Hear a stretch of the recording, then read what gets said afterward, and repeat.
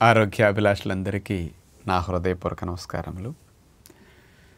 మనలో ఎక్కువ మందికి అంటే 100కి 70-80% మందికి పొట్ట సంబంధమైన సమస్యలు రోజు ఏదో రకంగా చిన్నవో పెద్దవో ఇబ్బంది పెడుతూనే ఉంటాయి.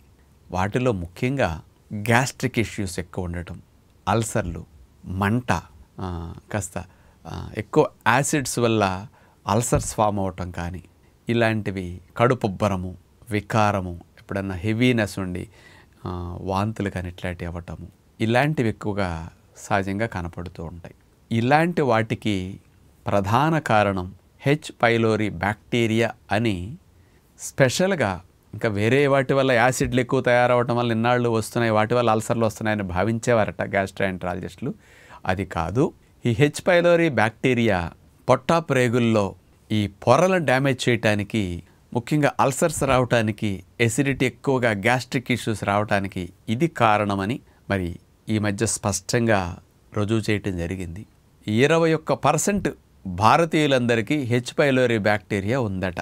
అంటే అంత ఎక్కువ ప్రమాదకరమైన స్థితిలో భారతదేశంలో హెచ్ పైలోరీ బ్యాక్టీరియా పొట్ట ప్రేగుల్లోకి వెళ్ళి సంవత్సరాల తరబడి అక్కడ అది ఉంటూ పెరుగుతూ ఇలాంటి సమస్యలకు కారణమవుతున్నదని నిరూపించటం జరిగింది. ఈ రకమైన వాస్తవాన్ని ఈ మధ్య మన ఏషియన్ ఇన్స్టిట్యూట్ ఆఫ్ గ్యాస్ట్రోఎంటరాలజీ హైదరాబాద్కి 2005 సంవత్సరంలో ఈ హెచ్ పైలోరీ బ్యాక్టీరియా ఈ అల్సర్లకి, గ్యాస్ట్రిక్ ఇష్యూస్కి, క్యాన్సర్లకి కారణమవుతున్నది అని నిరూపించి నోబెల్ ప్రైజ్ పొందిన వ్యక్తి ప్రొఫెసర్ బ్యారీ మార్షల్ గారు. వారు హైదరాబాద్ నాగేశ్వరరెడ్డి గారి హాస్పిటల్కి వచ్చినప్పుడు వారిచ్చిన స్పెషల్ ఇంటర్వ్యూ ఈనాడు వారు మెయిన్ పేజీలో వేశారు. ఈ హెచ్ పైలోరీ బ్యాక్టీరియా భారతదేశంలో ప్రమాద గంటికలు మోగిస్తున్నది, ఇలాంటి అల్సర్లకి, గ్యాస్ట్రిక్ ఇష్యూస్కి, క్యాన్సర్లకి ఇది ఎక్కువ కారణమవుతున్నది, కాబట్టి దీని గురించి మీరు అటెన్షన్ పెట్టకపోతే చాలా ప్రమాదభరితమైన స్థితిలో జనాలు వెళ్ళబోతున్నారు అని వారు హెచ్చరించారు. మరి హెచ్ పైలోరీ బ్యాక్టీరియా ఏం చేస్తుంది, ఎందుకు ఇలాంటి సమస్యలు సృష్టిస్తుంది అంటే, మనం తీసుకునే కలుషితమైన నీటి ద్వారా కానీ, కలుషితమైన ఆహారం ద్వారా కానీ, అలాంటి హెచ్ పైలోరీ బ్యాక్టీరియా ఉన్న జనాలు పట్టుకున్న వస్తువులు కానీ, వాళ్ళు ఉపయోగించని, వాళ్ళ చేతులు కడుక్కోరనుకోండి, అట్లా చీమిడి చీదో లేకపోతే ఉమ్ము టచ్ అయ్యో, అవి ఆ చేతులతో ఇంకోటి పట్టుకుంటే, అవి మనం పట్టుకుంటే ఆ బ్యాక్టీరియాలు మనకు వెళ్ళిపోవటం, సంవత్సరాల తరబడి హెచ్ పైలోరీ బ్యాక్టీరియా లోపల ఉన్నప్పటికీ చాలామందికి వెంటనే దాని లక్షణాలు కనిపించవంట, లాంగ్ రన్లో తెలుస్తాయి. ఇట్లా తల్లి నుంచి బిడ్డలకి, వాళ్ళ కుటుంబ సభ్యులకి కూడా హెచ్ పైలోరీ బ్యాక్టీరియా అట్లా బాగా ఎక్కువ స్ప్రెడ్ అయిపోతుంది. భారతదేశంలో పరిశుభ్రత కొద్దిగా పాటించడం తక్కువగా ఉంటుంది కాబట్టి అంటే 21% జనాలకు పైబడి హెచ్ పైలోరీ బ్యాక్టీరియా ఉంది అని మనకి ఉన్నప్పుడు కూడా తెలియదట. కొన్ని టెస్టుల ద్వారాను, ఎండోస్కోపీ ద్వారానే ఇట్లాంటి వాటిని కనిపెట్టొచ్చు అని వారు తెలియచేశారు. ఈ హెచ్ పైలోరీ బ్యాక్టీరియా మరి ఎలాంటి ప్రమాదాన్ని మనకి పొట్ట ప్రేగుల్లో కలిగిస్తుందంటే, పొట్ట ప్రేగుల్లో జిగురు పొరలు ఉంటాయి కదా, ఆ జిగురు పొరలు జిగురును స్రవిస్తూ ఉంటాయి. ఆ పై లేయర్లోనే హెల్దీ బ్యాక్టీరియాలు బాగా ఉంటాయి. హెచ్ పైలోరీ బ్యాక్టీరియా వెళ్ళి నిదానంగా ఆ జిగురు పొరల్ని డ్యామేజ్ చేసేస్తుందట. ఆ జిగురు పొరలు డ్యామేజ్ అయ్యేసరికి ఇంక అల్సర్లు పట్టడం అనేది స్టార్ట్ అయిపోతుంది. ఆ జిగురు పొరలు డ్యామేజ్ అయ్యేసరికి నిదానంగా పొడ్లు క్యాన్సర్గా మారటం కూడా భవిష్యత్తులో జరిగే అవకాశాలు కలిగిస్తూ ఉంటాయి.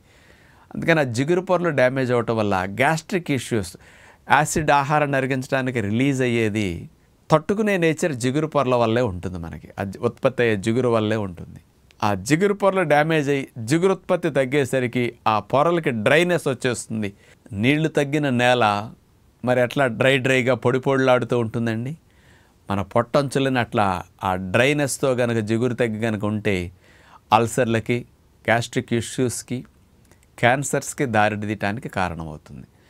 అలాంటి స్థితి రావటానికి యాసిడ్ దాడి చేయటం వల్ల, ఇంకోటేదో దానివల్ల జరుగుతున్నది అనుకున్నారట ఎన్నాళ్ళు, మందుల వల్ల. కానీ అది కాదు. మెయిన్గా ఆ పొట్టలో ఉండే జిగురు పొరల్ని ఎక్కువగా డ్యామేజ్ చేసేది హెచ్ పైలోరీ బ్యాక్టీరియా. అందుకని హెచ్ పైలోరీ బ్యాక్టీరియా గురించి అటెన్షన్ పెట్టకపోతే మీరు ఎన్ని చేసినా, ఏం ట్రీట్మెంట్లు ఇచ్చినా పర్మనెంట్ సొల్యూషన్ ఉండదు అని వీళ్ళు తెలియచేస్తున్నారు. అందుకని ఎవరికైతే దీర్ఘకాలికంగా అల్సర్స్ ఉంటాయో, పొట్టలో మంటలు ఉంటాయో, ఇలాంటి గ్యాస్ట్రిక్ ఇరిటేషన్స్ ఉంటాయో ఇలాంటి వారు రకరకాల మందులు ట్రీట్మెంట్లు వాడినప్పటికీ ఫలితం తాత్కాలికంగా ఉంటుంది. దీర్ఘకాలికంగా ఈ సమస్యలతో బాధపడుతుంటే ఇలాంటి వారందరూ ఇప్పుడు తప్పనిసరిగా వెళ్ళి హాస్పిటల్స్కి హెచ్ పైలోరీ బ్యాక్టీరియా గురించి పరీక్షలు చేయించుకోవటం, ఆ బ్యాక్టీరియా మనలో ఉందా పొట్టలో లేదా అనేది నిర్ధారణ చేయించుకోవటం కోసం ఎండోస్కోప్ ద్వారా కానీ కొన్ని రకాల పరీక్షల ద్వారా కానీ వీటిని తెలుసుకోవచ్చట. అందుకని అట్లా చేయించుకుని దానికి ట్రీట్మెంట్ తీసుకోవటమే పర్మనెంట్ సొల్యూషన్ అనేది వైద్యులు ఇలాంటి ప్రముఖులు హెచ్చరిస్తున్నారన్నమాట. వారు ఈ నోబెల్ ప్రైజ్ పొందటానికి స్వయంగా వారి మీదే ప్రాణాంతకమైన హెచ్ పైలోరీ బ్యాక్టీరియాని లోపలికి పంపించుకున్నారు. ఈ హెచ్ పైలోరీ బ్యాక్టీరియా వారు తీసుకున్నాక 5 రోజుల్లోనే ఆయనకి అల్సర్స్ రావటము, వాంతులు వికారం రావటము, కడుపు నొప్పి రావటము ఇలాంటి లక్షణాలు స్టార్ట్ అయినాయి. అంటే ఆ బ్యాక్టీరియా ఇలాంటి సమస్యలను సృష్టిస్తుందని అలా తెలుసుకుని ఆ లక్షణాల నుంచి ప్రాణాంతకంగా మారకుండా తగ్గించుకోవడానికి మెడికేషన్స్ ద్వారా యాంటీబయాటిక్స్ ట్రీట్మెంట్ ద్వారా ఆ హెచ్ పైలోరీ బ్యాక్టీరియాని నాశనం చేసేసి ఈ సమస్య మళ్ళా పోగొట్టుకుని దీన్ని నిరూపణ చేసి 2005లో నోబెల్ ప్రైజ్ని ప్రొఫెసర్ మార్షల్ గారు నిరూపించారనమాట. హెచ్ పైలోరీ బ్యాక్టీరియా ఇలాంటి ప్రాణాంతక సమస్యలకి ప్రేగుల్లో పొట్టలో కారణమవుతున్నది, అల్సర్లో క్యాన్సర్ దాకా దారితీస్తున్నది ఇదని నిరూపించారనమాట. అందుకని చాలామంది ఇలాంటి సమస్యలతో దీర్ఘకాలికంగా బాధపడుతున్నప్పటికి కూడా ఈ హెచ్ పైలోరీ బ్యాక్టీరియా కారణం అనేది చాలామందికి ఇంకా టెస్ట్ల ద్వారా నిరూపణ కూడా దీర్ఘకాలికంగా బాధపడుతుంటారు. కాబట్టి ఇలా చూసుకోవటం మంచిది. దానికి తగు జాగ్రత్తలు స్పెషలిస్ట్ ద్వారా నిర్ధారణ చేసుకున్న తర్వాత మన జీవనశైలి ఆహారపు అలవాట్లను మార్చుకుని ఎమర్జెన్సీ ఎక్కువ ఉంటే మాత్రం ఆ డాక్టర్స్ చెప్పినట్టుగా ఒక 15 రోజులు కోర్సు వాడితే శుభ్రంగా దాని నుంచి బయటపడవచ్చు. న్యాచురోపతి మార్గాలు కూడా ఉంటాయి, కానీ క్రానిక్గా ఉన్నప్పుడు మాత్రం అలాంటివి వెళ్ళటం తప్పేమీ కాదు. చాలామందిలో అట్లా ప్రమాదభరితంగా ఉన్నప్పుడు ట్రీట్మెంట్కి వెళ్ళటం మంచిది. చాలామందిలో హెచ్ పైలోరీ బ్యాక్టీరియా ఉంటుంది, సిమ్టమ్స్ అంత ఎక్కువ ఉండవు. అలాంటి వారు న్యాచురల్ క్యూర్ లైఫ్ స్టైల్ని మనం ఎలా ఫాలో అయితే తగ్గించుకోవచ్చో మనం మరొక వీడియోలో తెలుసుకునే ప్రయత్నం చేద్దాం. అలా గనక మన జీవనశైలి మార్చుకుంటే, పరిశుభ్రతను కొన్ని విషయాల్లో గనక మార్పు చేసుకోగలిగితే దాని నుంచి పూర్తిగా మనం బయటపడవచ్చు.